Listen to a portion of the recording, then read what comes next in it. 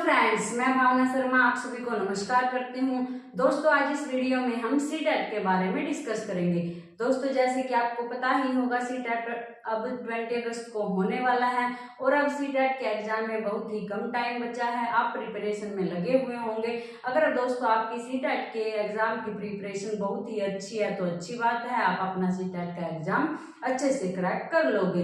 अगर आपकी प्रिपरेशन कम है दोस्तों, तो मैं आपको कुछ टिप्स बताऊंगी, कुछ पॉइंट बताऊंगी जिनको फॉलो करके आप सीटेट का एग्जाम आसानी से क्रैक कर सकते हो। जब दोस्तों आप सीटेट का एग्जाम देने के लिए बैठोगे तो क्वेश्चनों को सोल्व करते समय इन बातों का ध्यान रखना, तो आपका सीटेट का एग्जाम आसानी से क्लियर हो जाएगा। तो दोस्तों वो क्या है पॉइंट, देखो हमारे पास फर्स्ट पॉइंट है, खुद को अध्यापक मानकर प्रश्नों को हल करें।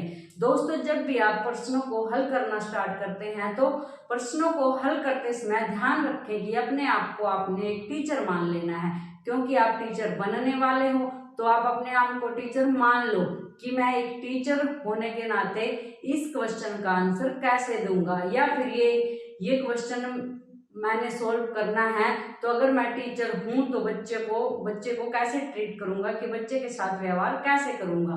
तो दोस्तों, जब भी क्वेश्चन का आंसर दो तो आप ये सोच कर देना कि एक अध्यापक इस क्वेश्चन का आंसर कैसे देगा। अपने आप को एक टीचर मान लेना है और फिर क्वेश्चन को सोल्व करोगे तो आपका क्वेश्चन का आंसर करेक्ट होगा।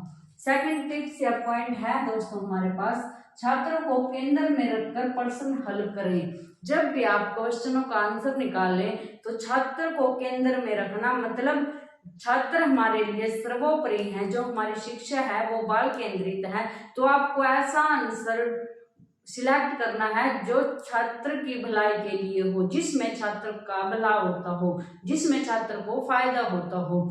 जो छात्र के लिए सर्वोपरि आंसर है वही दोस्तों क्वेश्चन का आंसर होगा।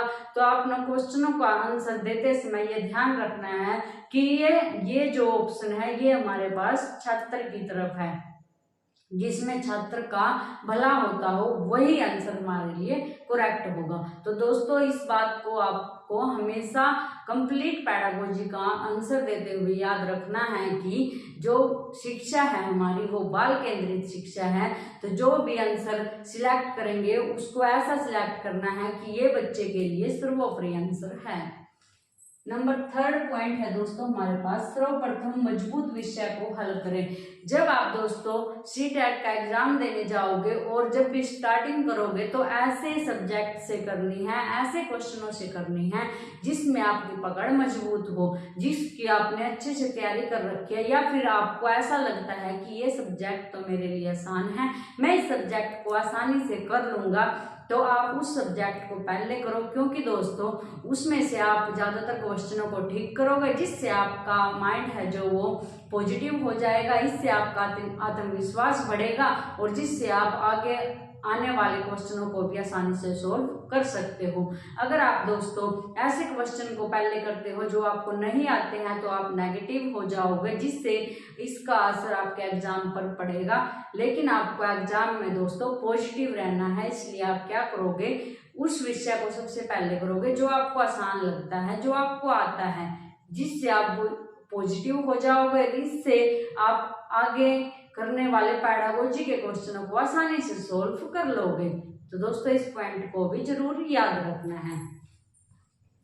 फोर्थ नंबर पर है दोस्तों, सकारात्मक उत्तरों का चयन करें। आपको दोस्तों अगर सकारात्मक क्वेश्चन है तो उसका आंसर भी सकारात्मक ही ढूंढना है, सकारात्मक आंसर ही सिलेक्ट करेंगे तो वो आंसर आपका ठीक होगा।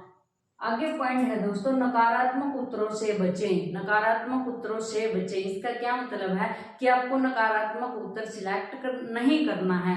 इन दो पॉइंटों में दोस्तों मेन पॉइंट ये है कि अगर आपका क्वेश्चन सकारात्मक है तो आपको सकारात्मक उत्तर ढूंढना है, अगर आपका क्वेश्चन नकारात्मक है तो आपको नकारात्मक उत्तर ढूंढना है। सकारात्मक और नकारात्मक उत्तर की पहचान आप इन वर्डों से करोगे दोस्तों। अगर ये शब्द आपको ये वाले मिलते हैं आंसर में तो नकारात्मक शब्द है, अगर ये वाले शब्द आपको आंसर में मिलते हैं तो सकारात्मक शब्द है। जैसे दोस्तों आपके पास कोई क्वेश्चन है कि जो हमारा अध्यापक है, अगर बच्चों को कुछ सिखाता है तो वो किस तरीके से सिखाए, उनको याद करवाए, उनको गृह कार्य के लिए दे और उनके ऊपर कठोर नियम लागू करे या फिर उनको करके सिखाए। तो दोस्तों इसमें आपको क्या करना है, ना तो उनको याद करवाना है, ना उनको गृह कार्य देना है, ना उनके लिए कोई कठोर नियम लागू करना है, उनको करके सिखाना है, उनको करने का अधिक से अधिक मौका देना है। चाहे उनको गतिविधि में इन्वॉल्व करे, चाहे उनको क्लास में कोई एक्टिविटी दे जिससे वे करके सीख जाएं। तो इसमें सिर्फ एक ही पॉजिटिव पॉइंट है कि उनको करके सिखाए। ऐसे दोस्तों हमारे पास आपको एग्जाम में क्वेश्चन मिलेंगे। तो दोस्तों आप सकारात्मक और नकारात्मक शब्दों के द्वारा आप क्वेश्चन को सिलेक्ट करोगे। आपके पास दोस्तों नकारात्मक क्वेश्चन भी हो सकता है, उसके लिए आप क्वेश्चनों को ध्यान से पढ़ोगे, क्योंकि कई बार टीचर से बच्चे ये पूछ लेते हैं, जैसे बार बार क्लास में क्वेश्चन पुट करते हैं, तो इससे टीचर को क्या करना चाहिए, उसको दंड देना चाहिए, उसके माता पिता से बात करनी चाहिए, प्रधानाचार्य से बात करनी चाहिए, या फिर बच्चे से ही बात करनी चाहिए। तो दोस्तों इसका आंसर होगा बच्चे से ही बात करनी चाहिए। तो इस टाइप से दोस्तों ऐसे आंसर का चयन करना है जिसमें बच्चा ही हमारा केंद्र में हो और सकारात्मक आंसर हमें सिलेक्ट करना है। दोस्तों कई बार नेगेटिव ही हमसे क्वेश्चन पूछ लिया जाता है कि टीचर को ऐसा इनमें से क्या नहीं करना चाहिए, तो उसका आंसर उसी के हिसाब से देना है। कई बार पूछ लेते हैं टीचर को ये इनमें से क्या क्या करना चाहिए, तो करना चाहिए और नहीं करना चाहिए ये अपने आप में ही नेगेटिव और पॉजिटिव है, तो इसलिए आपको क्वेश्चन बड़े ध्यान से पढ़ना है। अब देखते हैं दोस्तों सकारात्मक और नकारात्मक शब्द हमारे पास कौन कौन से हैं। पहले देखते हैं सकारात्मक शब्द। सकारात्मक शब्द है अवसर देना। बच्चे को बार बार अवसर देना है। अगर बच्चा गलती करता है तो उसको समझाएंगे कि ये गलती नहीं करनी है, उसको फिर अवसर देना है। तो दोस्तों जिस क्वेश्चन में पॉजिटिव पूछा होगा तो ये हमारे लिए एक पॉजिटिव ही आंसर होगा कि बच्चे को अधिक से अधिक अवसर देने हैं। इसके बाद है दोस्तों प्रोत्साहन देना। यहाँ दोस्तों प्रोत्साहन देना एक सकारात्मक शब्द है। कैसे है, बच्चे को प्रोत्साहित करना है कुछ भी याद काम करने के लिए। बच्चे को याद नहीं करवाना, रटवाना नहीं है, उसके ऊपर कठिन नियम लागू नहीं करने हैं। फिर क्या करना है, दंड भी नहीं देना है, उसको नंबर भी नहीं ज्यादा देने हैं। तो करना क्या है, उसको प्रोत्साहित करना है। इसके बाद है दोस्तों हमारे पास चर्चा में शामिल। बच्चों को चर्चा में शामिल करना चाहिए, उनको अपने वर्ड अपने विचार रखने के लिए मौका देना चाहिए। तो ये भी हमारे पास एक पॉजिटिव है, सकारात्मक शब्द है। करके सीखना, बच्चे को सिखाना है तो उसको ऐसे तरीके से टाइम देना चाहिए कि वो करके सीखे। करके सीखना हमारे पास एक सकारात्मक शब्द है।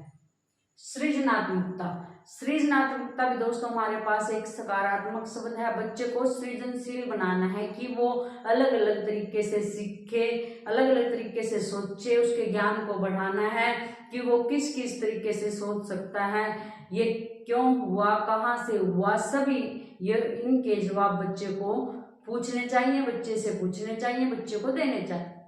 तो बच्चे को सृजनशील बनाना है। इसके बाद है दोस्तों भावपूर्ण चित्र भ्रमण करना। जैसे दोस्तों कुछ भी समझाना है, अगर हम उसको चित्र के द्वारा समझाएंगे तो अच्छी बात है। अगर हमें उसको ये समझाना है कि एक बगीचा होता है तो उसको बगीचे में लेके जाएंगे, उसको अधिक से अधिक गतिविधियों में इन्वॉल्व करना है। तो भ्रमण पर जाना एक पॉजिटिव शब्द है। इसके बाद है दोस्तों कारण का पता लगाना। अगर बच्चा बार बार कोई गलती कर रहा है या फिर कक्षा में डेली लेट आता है या फिर अधिक छुट्टी करता है तो इसके लिए उसको दंड नहीं देंगे, क्या करेंगे, उसको उसके कारणों का पता लगाएंगे कि वो ऐसा क्यों कर रहा है और फिर समाधान निकालेंगे। तो कारणों का पता लगाना भी एक सकारात्मक शब्द है। विभिन्न गतिविधियां, क्लास में विभिन्न गतिविधियां करवानी चाहिए जिससे बच्चा उनमें इन्वॉल्व होकर कुछ ना कुछ जरूर सीखेगा। तो जिस क्वेश्चन के आंसर में विभिन्न गतिविधियां वर्ड लिखा होगा ये हमारे लिए सकारात्मक शब्द होगा। इसके बाद है दोस्तों समावेशी शिक्षा।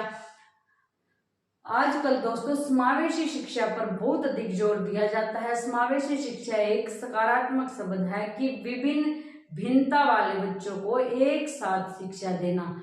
किसी प्रकार का उनके बीच कोई भी डिफरेंस पैदा नहीं करना है, अलग अलग उनको नहीं बिठाना है, सभी को एक स्थान पर शिक्षा देना, समावेशी शिक्षा। इसके बाद है दोस्तों बाल केंद्रित शिक्षा होनी चाहिए। जो भी शिक्षा की गतिविधि है वो बालक को ध्यान में रखकर होनी चाहिए। ऐसी ऐसी एक्टिविटी स्कूल में होनी चाहिए जिससे बालक का सर्वोपरि विकास हो। तो दोस्तों आज की जो शिक्षा होनी चाहिए वो कैसी होनी चाहिए, बाल केंद्रित शिक्षा। तो अपने क्वेश्चनों का आंसर इस अनुसार देना है कि यहाँ बालक के केंद्र पर शिक्षा है या नहीं है, इससे बालक को बेनिफिट है या नहीं है। तो बाल केंद्रित शिक्षा को ध्यान में रखकर क्वेश्चनों के आंसर देने हैं। इसके बाद है दोस्तों हमारे पास नकारात्मक शब्द। अगर आपका क्वेश्चन सकारात्मक है और आंसर आपका नकारात्मक है तो वो गलत होगा। नकारात्मक शब्द हमारे पास कौन कौन से हैं? कठोर नियम।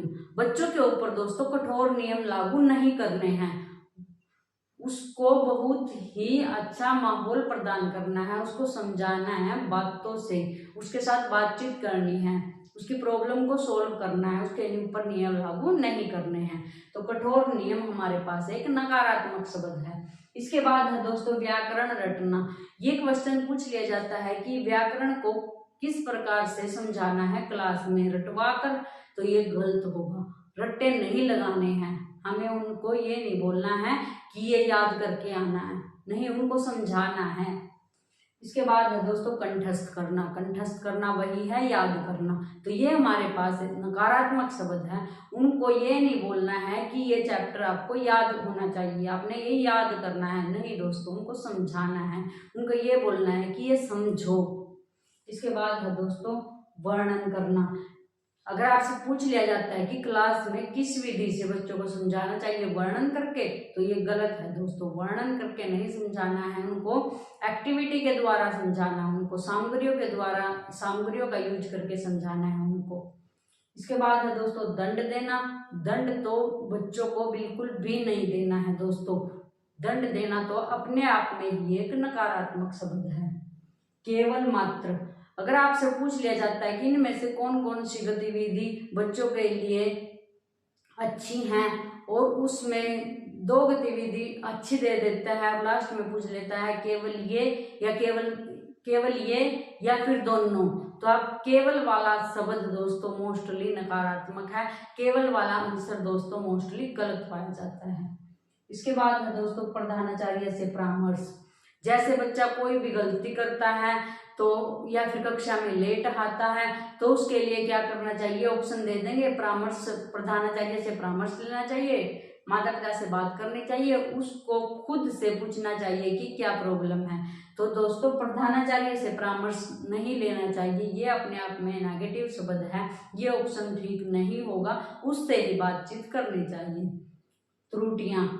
जो त्रुटियां हैं दोस्तों वो हमारे जीवन का या फिर बच्चे के जीवन का एक स्वाभाविक हिस्सा है, तो उनकी त्रुटियों को नकारना नहीं है, वो त्रुटियां सीखने का ही एक भाग है।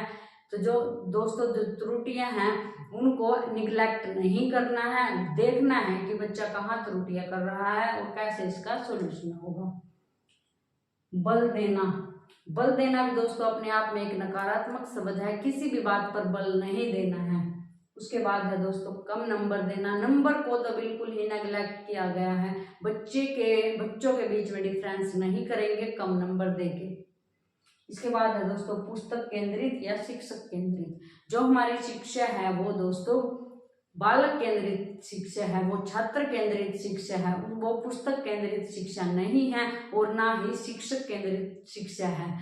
जैसे कक्षा में सिर्फ शिक्षक की ही चलती है, शिक्षक ही सर्वोपरि हो, तो ऐसी शिक्षा नहीं है दोस्तों। बालक की कक्षा भी बालक के अनुसार होनी चाहिए, जो भी एक्टिविटी होती है वो छात्र को ध्यान में रखकर होनी चाहिए। दोस्तों अगर आप क्वेश्चनों का आंसर देते समय इनको पॉइंट्स को याद रखोगे, इन पॉइंट्स को ध्यान में रखोगे तो आप क्वेश्चनों का आंसर अच्छे से सिलेक्ट कर पाओगे कि कौन सा आंसर सही है और कौन सा आंसर गलत है।